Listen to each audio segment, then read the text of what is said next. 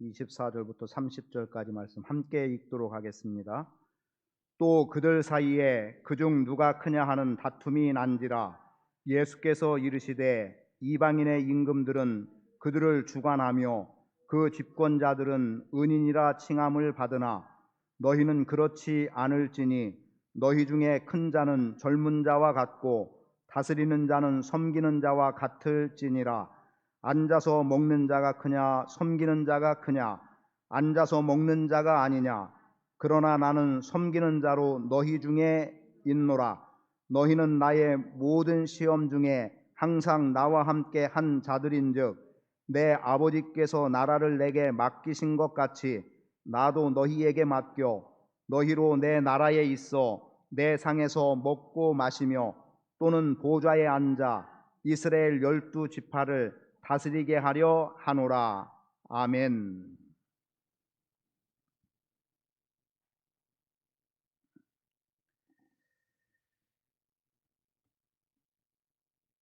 특별하고 뚜렷한 어떤 목적이 있지 않는 한 대개의 사람들은 높은 자리에 있기를 원하고 또는 큰 자리에 있기를 원하고 대접을 받고자 하는 자리에 있기를 원합니다. 그런데 우리 주님께서 우리에게 말씀하신 것은 다분히 역설적인 면에서 대접을 받으려거든 남을 대접하라고 말씀하고 있고 높아지려거든 낮아지라고 말씀하고 있고 섬김을 받으려거든 먼저 섬기라는 말씀을 우리에게 주셔서 오늘 우리 그리스도인들이 예수님의 제자로서의 삶을 살아갈 때 어떤 삶의 자세를 갖는 것이 중요함을 말씀해 주고 있습니다. 여러분인들 또 전들 높아지거나 크고자 하는 마음이 왜 없겠습니까? 그런 마음이 우리 속에서 순간순간 일어나더라도 우리가 주님 닮음의 삶을 살기 원하는 결단을 했고 또 그러한 삶으로 헌신했기 때문에 내가 높아지려고 하는 생각이 들어도 그 생각을 잠재우고 내가 큰 자리에 대접받는 자리에 있고 싶어도 오히려 낮아짐 속에서 섬기는 자리에 서려고 하는 것을 의도적으로 선택해서 살아가고 있습니다. 그렇게 살다 보니까 때로는 안타깝게도 우리가 미련하게 보여지기도 하고 그리고 때로는 천대받는 위치에 서는 경우들을 보기도 하고요. 내 쪽에서는 그래도 참아주고 인내하고 있는데 상대는 그것을 오히려 얕잡아서 우리를 무시하고 때로는 밟고 하는 이러한 일들이 우리 주변에는 많이 일어나고 있습니다.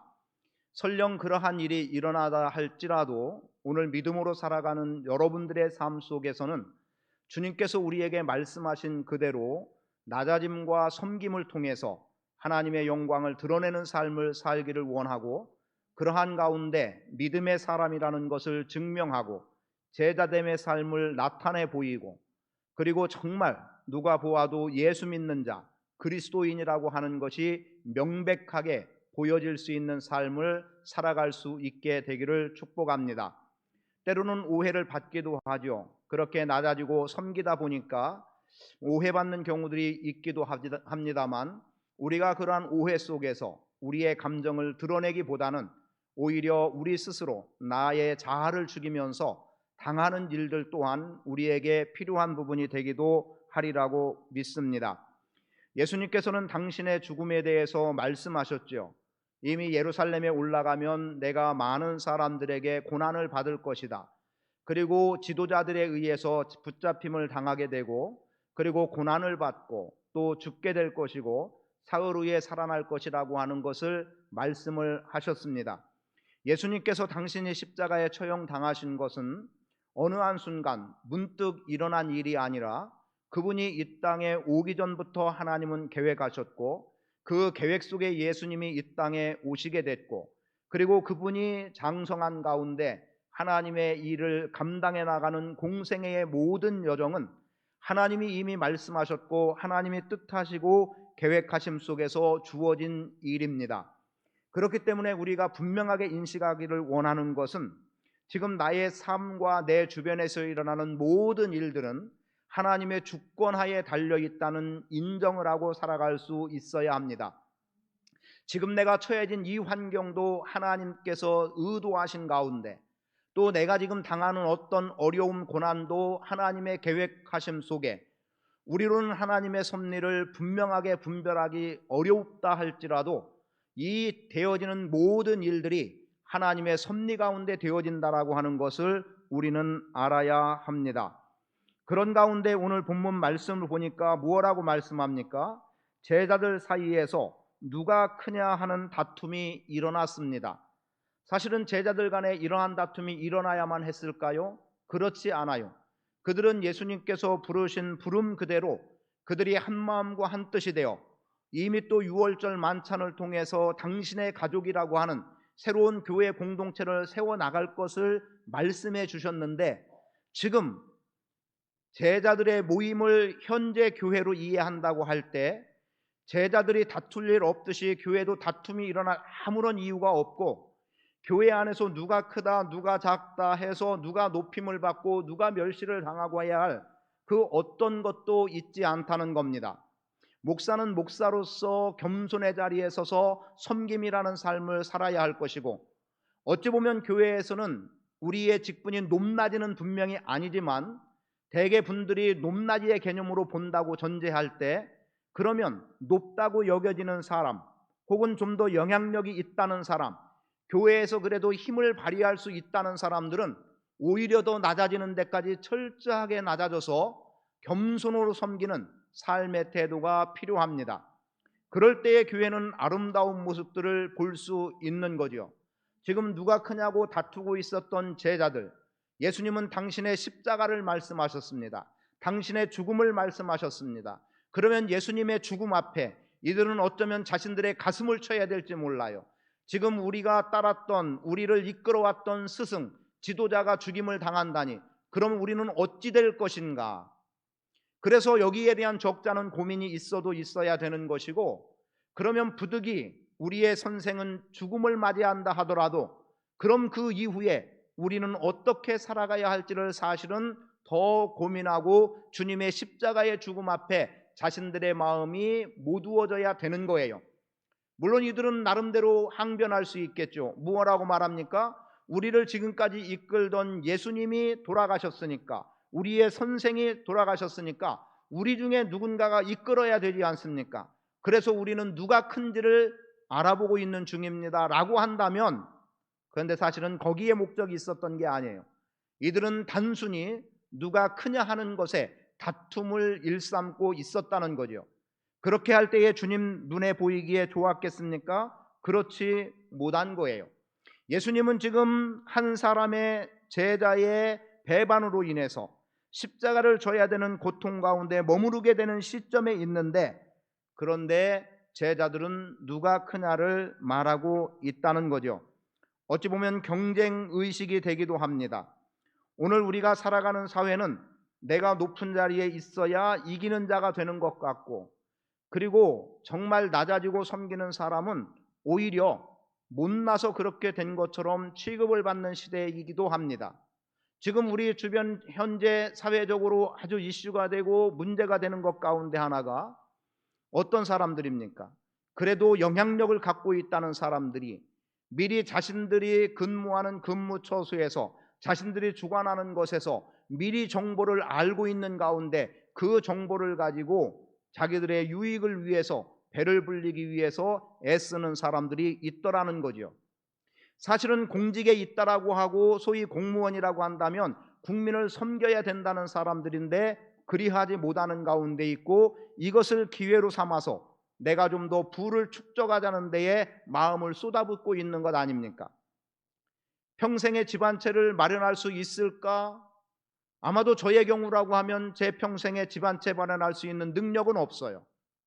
그런데 이걸 기회로 삼아서 나는 그보다 그 이상의 훨씬 많은 부를 축적해 보겠다고, 내 후대까지도 아무 일 하지 않고도 살아갈 수 있을 만큼의 넉넉함을 소유해 보겠다고 하는 게 지금 소위 우리가 말하는 지도자의 자리에 있다라고 하는, 혹은 권력을 가지고 있다는 사람들이 취하고 있는 행동들인 것을 우리는 익히 잘 알고 있고 보아왔고, 그래서 결코 공정하지도 공평하지도 않은 우리의 현실의 문제를 우리는 보고 있고 그것에 적지 않은 분노를 가지고 있습니다. 여러분, 예수님은 우리에게 사랑으로 서로를 돌봐야 된다라고 말씀하고 있고, 사랑으로 하나 되어야 된다고 말씀하고 있고, 사랑이 곧 예수님의 제자됨의 삶이라고 하는 것을 말씀해 주고 있습니다. 예를 들면 너희가 서로 사랑하라. 너희가 서로 사랑하면 이로써 많은 사람이 너희가 내 제자인 줄 알리라고 그렇게 예수님은 이미 말씀해 주고 계심에도 불구하고, 제자의 자리에서 조금도 사랑을 드러내려고 하지 않고, 제자의 자리에서 조금도 섬기려고 하지 않고, 제자의 자리에서 조금도 낮아지려고 하지 않는 혹시 우리의 현실의 문제는 아닌가를 돌아보자는 겁니다. 지금 사순절 절기 가운데 누가복음 22장부터 24장까지의 말씀만 가지고 40일의 여정을 지나게 돼요. 그렇게 지나는 속에서 지나온 한 주간에 드렸던 말씀들의 부분을 가지고 금요일에 오늘 밤에 또 여러분들과 함께 말씀을 나누는 겁니다. 어떤 분은 이렇게 받아들여야 돼요. 새벽에 나오셔서 이미 말씀을 받으신 분은 오늘 내가 어떤 삶을 살아갈지에 대한 적용점을 드린 것을 가지고, 그리고 하루의 기도의 내용을 여러분들에게 이미 드렸던 것을 가지고 여러분 스스로가 어떻게 살아온 것과 비추어서 오늘의 말씀을 받을 수 있어야 합니다. 예를 들면 지금 읽었던 말씀 속에서 누가 크냐로 하고는 내용 속에서 여러분들에게 제시했던 것은 이런 거예요. 내 삶 속에서 정말 주님 닮음의 삶이 무엇인가를, 주님 닮음을 가장 잘 드러낼 수 있는 영역이 무엇인가를 돌아보라는 거였습니다. 그게 무엇냐고 물었습니다. 그러면 그것이 무엇인가를 스스로 찾아봤어야 되고, 그 속에서 내가 지금 이 시간에 다시 말씀이 들려지는 이 시점에 내가 그래도 이만큼의 삶의 모습에서 그리스도의 삶이, 예수 닮음의 삶이 보여진다라고 고백할 수 있다고 한다면, 이게 오늘 우리 안에 얼마나 커다란 기쁨이고 만족이 되겠느냐라고 하는 거죠. 그리고 대개의 사람들이 힘과 돈의 높아짐의 원리로 살아가고 있을 때 우리는 주님 따름으로 살겠다는 믿음의 결단들을 해보자는 겁니다. 제가 일전에도 한번 말씀을 드렸습니다만, 새벽에 말씀을 받고 이자를 받지 말라는 말씀 때문에 어떻게 했다는 거예요. 그래서 어느 순간 부정한 게 전혀 아닌 가운데, 그리고 정당하게 어떤 부분에 돈을 누군가에게 빌려줬는데 그때 받았던 이자가 생각이 나서 그것을 하나로 다 모아서 한 번에 돌려줬다는 거 아니에요.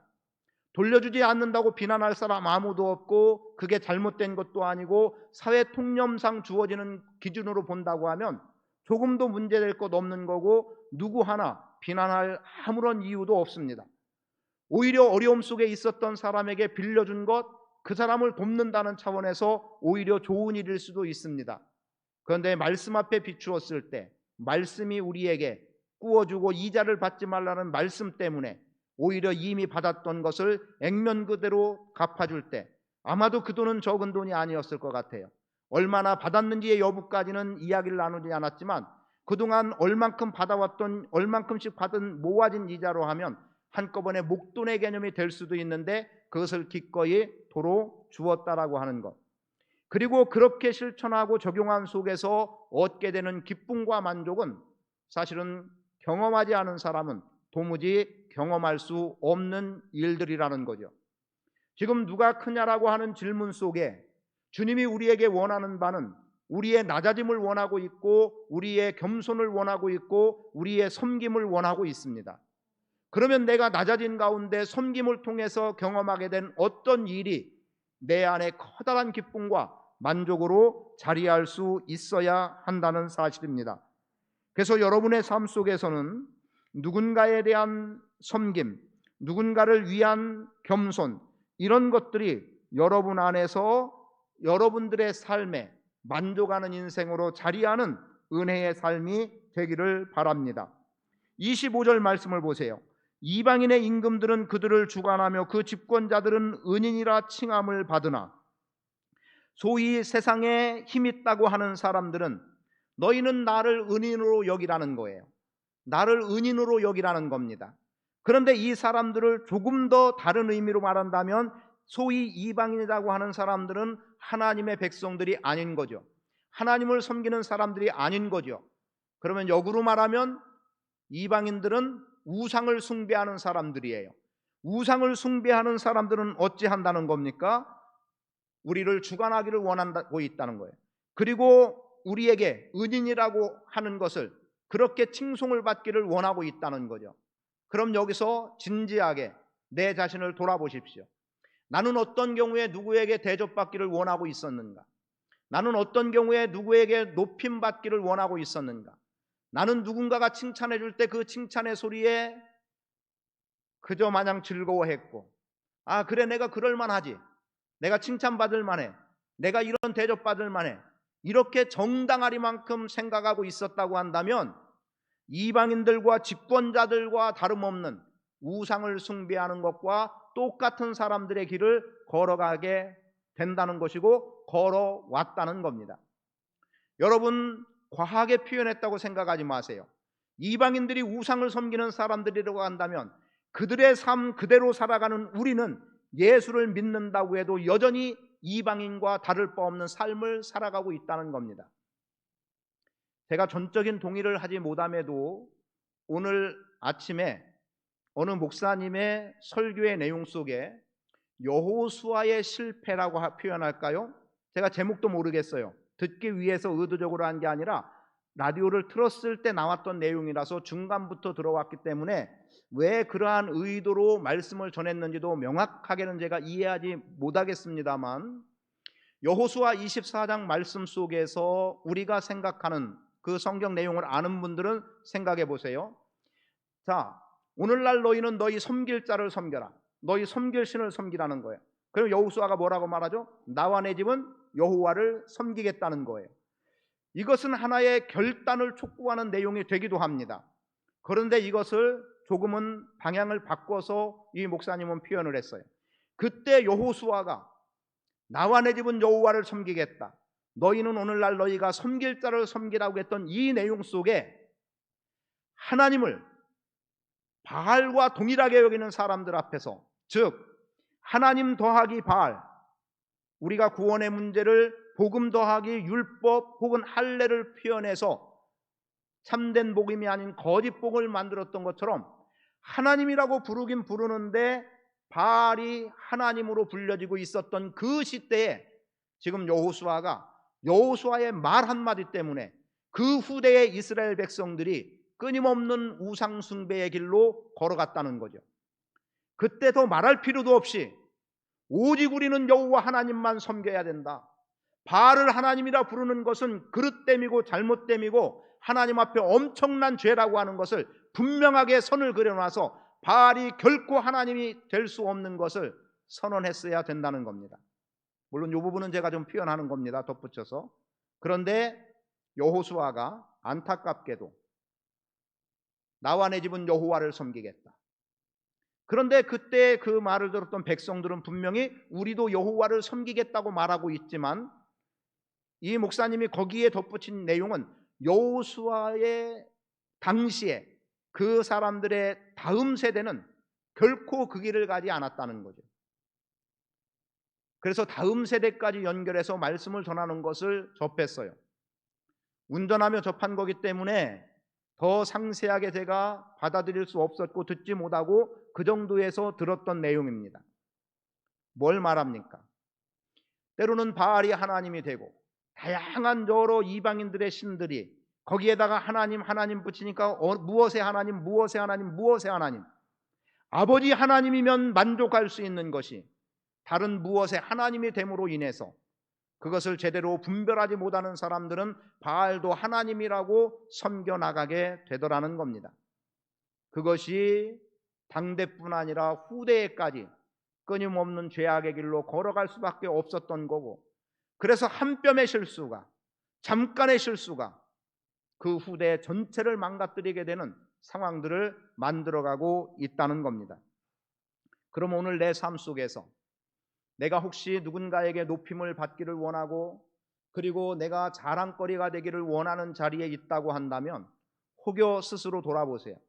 내가 이방인의 집권자들, 왕이나 집권자들처럼 우상을 숭배하는 것과 같은 자리에서 내가 하나님을 섬긴다고 하고 있고 나도 그 자리에 서서 다 나에 대해서 이렇게 대하라, 그렇게 속으로는 말하고 있는 것 아닌가 돌아볼 수 있기를 바랍니다.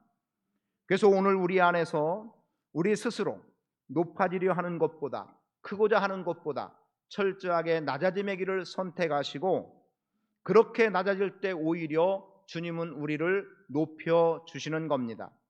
그래서 예수님께서도 죽기까지 복종하셨을 때 모든 이름을 그의 이름 앞에, 모든 무릎을 그의 이름 앞에 꿇게 하시고, 여러분, 예수님이 낮아지셔서 죽기까지 복종하셨더니, 십자가에 죽으시기까지 했더니, 하나님께서는 오히려 예수님을 높여서 모든 무릎을 예수의 이름 앞에 꿇게 했다는 것 아닙니까? 그럼 오늘 여러분도 겸손과 섬김의 삶을 살아간다면 오히려 낮아지면 낮아질수록 하나님 쪽에서는 여러분을 높여주시는 자리에 서게 할 것이고, 영광의 자리에 설 수 있도록 은혜를 베풀어 주심을 믿습니다. 세상은 힘 없는 자가 힘 있는 자를 섬기지만, 교회는, 그리스도인은 힘 있는 자가 힘 없는 자를 섬길 수 있어야 합니다. 그리고 서로가 서로에 대해서 존중하고 아끼는, 배려하는 마음이 가득 채워질 수 있어야 합니다. 그게 오늘 우리 가운데 필요한 삶의 부분이에요. 그리고 예를 들어서 어떤 누군가가 열심으로 주님을 섬기는 모습을 보고 나는 그렇게 못하는 것 때문에 오히려 시기하고 질투하고, 아니 지가 뭐 그렇게 잘났다고, 이러한 삶의 태도를 가지고 성도를 바라봐서도 안 되는 것이고, 오히려 누군가가 열심을 내서 주님을 섬길 때 자신은 그렇게 하지 못하면 오히려 뒤에서 응원하고 힘을 북돋아주고 하는 그러한 삶의 태도들은 마땅히 필요하다는 거죠. 제가 이런 경험들을 여러 번 했습니다. 저의 직접적인 경험이라기보다는 제가 그 자리에서, 예를 드는 겁니다. 이런 거예요. 대개 김장하면 여성도들이 하잖아요. 여성도들이 김장을 하는데 남자는 어쩌면 그냥 주변에서 쭈삣쭈삣 거려야 되는 일들이 김장 때 크게 도움이 되지 않는 한 그런 모습들이 보여요. 그러면 그때 어떻게 해요? 그분은 내가 여기서 다 여성들만 하는데 내가 마땅히 할 일이 없구나. 그러니까 밖에 나가서 붕어빵을 사오고 호떡을 사와서 일하는 분들에게, 거기서 김장하고 봉사하는 사람들에게 나눠 드리는 거예요. 그러면 이분은 김장하는 일에 직접 손을 담그진 않았어도 그 섬김을 통해서 그 자리에 함께 동참하는 자가 된다는 거죠. 그게 오늘 우리의 삶에 필요하다고 봅니다. 그리고 교회는 그런 분위기로 나가야 된다고 봐요.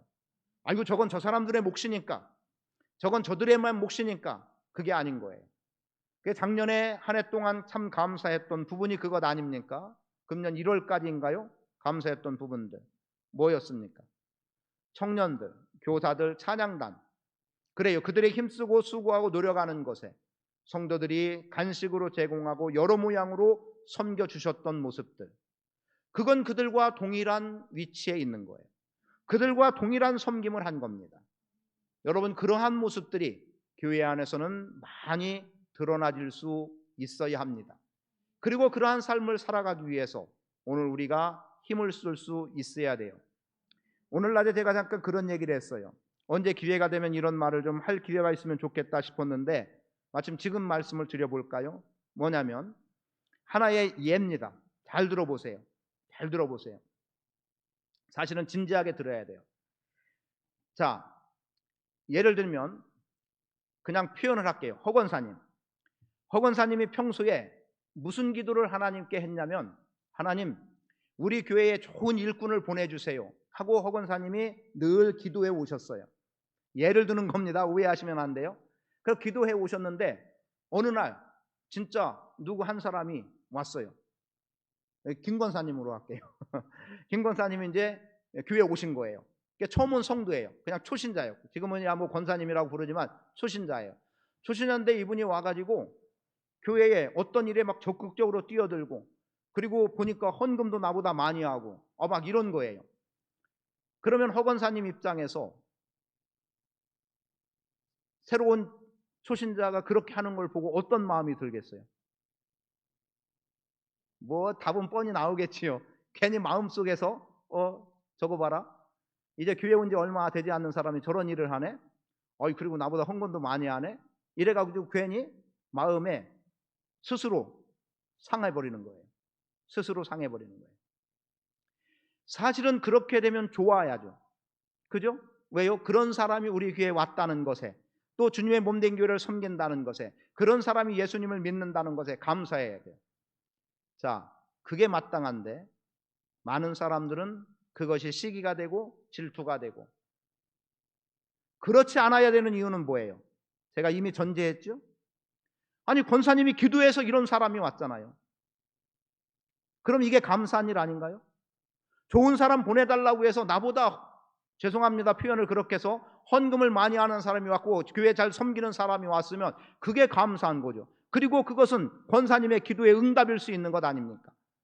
그런데 우리는 내가 그렇게 좋은 사람 보내달라고 기도하고도 정작 좋은 사람이 와서 이런저런 모양으로 섬길 때 그게 괜히 시기가 되고 질투가 되고, 아니 나도 그렇게 못하는데 이제 초신자가 저렇게 해가지고 오히려 그렇게 행하는 것에 대해서 어떤 시비라는 표현은 좀 적절하지 못할 것 같기도 한데, 그런 태도를 보인다고 한다면 그것은 결코 아름다운 교회의 모습은 될 수 없다는 거죠.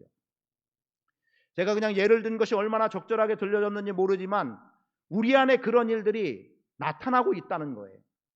우리 안에 그런 삶이 보여지고 있다는 겁니다. 그렇게 섬기는 사람들에 대해서 오히려 칭찬하고 격려해주고 높여주고, 그리고 더 열심을 낼 수 있도록 세워줘야 되는데, 나는 못하는데 너는, 이렇게 바라보는 관점으로 가면 그것은 결코 아름다울 수 없다는 거죠. 그래서 저는 여러분들이 여러분의 삶 속에서 낮아지는 자리를 선택함으로 인해서 높아지는 삶을 살아갈 수 있기를 바랍니다. 예수님이 말씀하시는 거예요. 너희는 그렇지 않을지니, 26절이죠. 너희 중에 큰 자는 젊은 자와 같고 다스리는 자는 섬기는 자와 같을지니라. 우리에게 요구하시는 주님의 기준입니다. 그러면서 우리에게 분명히 말씀하고 있어요. 나는 섬기는 자로 너희 중에 있다. 자, 잘 봐라. 앉아서 먹는 자가 크냐 섬기는 자가 크냐? 앉아서 먹는 자가 크지 않냐? 그런데 예수님은 사실은 앉아서 먹는 자리에 있음에도 불구하고, 그 자리는 결코 변할 수 없음에도 불구하고 예수님은 나는 섬기는 자로 너희 중에 있다라고 말씀하고 있습니다. 그리고 그렇게 낮아진 사람들에 대해서 궁극적으로 말씀하는 바가 이거예요. 30절. 너희로 내 나라에 있어 내 상에서 먹고 마시며 또는 보좌에 앉아 이스라엘 12지파를 다스리게 하려 하노라. 섬기는 자에게 오히려 다스림의 은혜를 허락하시는 겁니다. 낮아진 사람을 오히려 높은 자리에 앉혀주시는 거예요. 주님의 방법입니다. 여러분, 주님을 그렇게 섬겨나갈 수 있는 삶의 모습을 갖게 되기를 축복합니다. 그리고 오늘 나누었던 말씀을 조금 나누고 말씀을 좀 정리하겠는데요. 오늘 말씀은 사실은 지금 읽지 않았습니다만 35절 말씀부터 보면 예수님께서 이렇게 말씀합니다. 내가 너희를 전대와 배낭과 신발도 없이 보내었을 때에 부족한 것이 있더냐라는 질문을 하세요. 이것은 예수님께서 누가복음 9장과 10장에서 제자들을 가르침의 일, 복음 전도의 일 때문에 파송하던 가운데서 주어졌던 말씀입니다. 그때 예수님은 무엇을 말씀하셨냐면, 너희가 전대도 갖지 말고 배낭도 갖지 말고 그리고 지팡이도 갖지 말고 두버릇도 갖지 말고, 이런 말씀들을 통해서 아무것도 갖지 말고 너희가 나가라는 거예요. 그래서 파송을 하는 자리에서 예수님은 그렇게 말씀하셨어요. 그리고 그곳에 머무는 동안 한 집에 머물면 거기에서 다 너희의 필요가 공급될 것에 대한 말씀을 해 주었어요. 그런데 지금 와서 예수님은 무엇을 말씀하십니까? 36절. 이제는 전대 있는 자는 가질 것이요 배낭도 그리하고 검 없는 자는 겉옷을 팔아 살지어다 라고 하면서, 여기서는 뜻하지 않은 어떤 검의 문제를 이야기하고 있습니다. 칼이죠. 자, 여행을 위해서는 전대, 돈지가 필요합니다. 배낭, 가방 마땅히 필요하죠. 짐을 넣어야 되니까. 그런 것들은 다 준비되는 것 당연하다고 여겨지는데, 검을 이야기하셨어요. 그럼 왜 검을 이야기했을까요? 검은 내가 위협에 처해 있을 때 나를 방어하고 나를 안전하게 해주는 하나의 도구일 수 있습니다. 그래서 당시에 먼 거리 여행을 할 때는 검을 꼭 지니고 다녔다는 거예요. 그럼 제자들은 앞으로 어떤 일이 주어진다는 겁니까? 9장과 10장에서는 그 근처의 어떤 마을들을 다니면서 복음을 전했지만 예수님이 십자가에 못 박혀 죽으시고 성령이 제자들 가운데 임한 이후에는 이들은 가까운 동네에서 복음을 전하는 것이 아니라 땅끝까지 이르러 복음의 증인이 되어야 할 사람들입니다. 멀리 가는 복음 전도의 일을 감당해야 된다는 거예요. 그래서 당시에 먼 여행에 칼이 필요했던 것처럼 지금 제자들에게도 먼 여행을 말씀하기 위해서 검을 말씀해 주셨던 겁니다. 특히 예수님께서 검이 없으면 옷을 팔아서라도 검을 사라고 했을 때 제자들이 이렇게 말해요. 우리에게 검 2자루가 있습니다. 그러면 12명의 제자 혹은 가룟 유다를 제외하게 된다면 11명의 제자에게 2개의 검이 그들의 안전을 보장할 수 있을까요? 아니에요. 각자가 하나씩의 검은 가져야 됐을 겁니다. 그런데 2개로 족하다는 거예요. 그 말은 뭡니까? 검이 너희의 안전을 보장해 주는 게 아니라는 거예요. 그리고 너희가 이것을 무력의 도구로 쓰면 안 된다는 거예요. 그래서 더 표현하는 것은 먼 여행에 칼이 필요함 같이 이제 너희는 먼 여행길을 떠나게 된다는 것이고, 그리고 그것이 폭력의 도구 그리고 혁명의 도구가 아니라고 한다면 그들의 안전함은 누가 보호해 주는 거예요? 하나님이 보호해 주는 겁니다. 2자루의 검이 그들의 생명을 보존해 주는 것이 아니라 하나님이 그들을 보존해 주는 것이고 하나님이 그들을 안전하게 해 주시는 거예요. 여러분, 제자의 길을 걸어갈 때 낮아짐의 자리에 있다 보니까 때로는 위협적인 일들이 주어질 수도 있고, 또 복음의 일을 감당해 나가다 보니까 많은 박해 속에 처해질 수도 있고, 소위 환난과 핍박이 우리 안에 있을지라도 우리는 이미 예상된 거예요. 그것은 마땅히 우리 안에 주어질 수밖에 없는 일이라는 걸 전제하고 마음으로부터 준비하고 성령님을 의지해서 살아간다면 2자루의 검이 나의 안전을 보장하는 것이 아니라 하나님이 나의 안전을 보장할 것이고, 하나님이 우리의 그러한 먼 여행길, 선교 여행 속에 구원의 놀라운 역사들을 이루어 나가신다는 사실을 기억하기를 바랍니다. 그래서 여러분 안에 이 사순절 절기 가운데 마음을 좀 다져보기를 원해요. 뭐냐면 내가 먼 거리 여행을 하는 사람처럼 세계 선교에 대한 비전을 갖기를 원합니다. 예수님은 낮아지시고 십자가를 지심으로 인류의 구원을 이루신 거예요. 그 인류의 구원을 이룬 것을 땅끝까지 증거하는 일을 감당해 나갈 수 있어야 되고, 그 일은 오늘 여러분들이 감당해 나가야 됩니다. 여러분, 가까이에서 낮아짐으로 섬기시기 바라고, 멀리는 선교적인 비전을 가지고 그들을 위해서 헌신하며 살아갈 수 있는 그러한 사순절 절기의 중심에 여러분들이 서시기를 축복합니다. 이 시간에 우리가 함께 찬송한 후에 기도하기 원하는데요, 함께 찬양하겠습니다. 주님 것을 내 것이라고 이 찬양하고 기도하겠는데, 무슨 내용을 기도하기 원하냐면 지금까지 삶을 살아오면서 내가 높아지려는 자리, 그리고 나 아니면 안 된다라고 하는, 그래서 나를 꼭 통해야만 되는 것처럼 여겼던 삶의 모습들이 있다고 하면 철저하게 내려놓고 하나님 앞에 용서를 구하고 겸손과 섬김의 자리로 다시 한번 내려갈 수 있는 은혜의 삶을 구하시기를 바랍니다.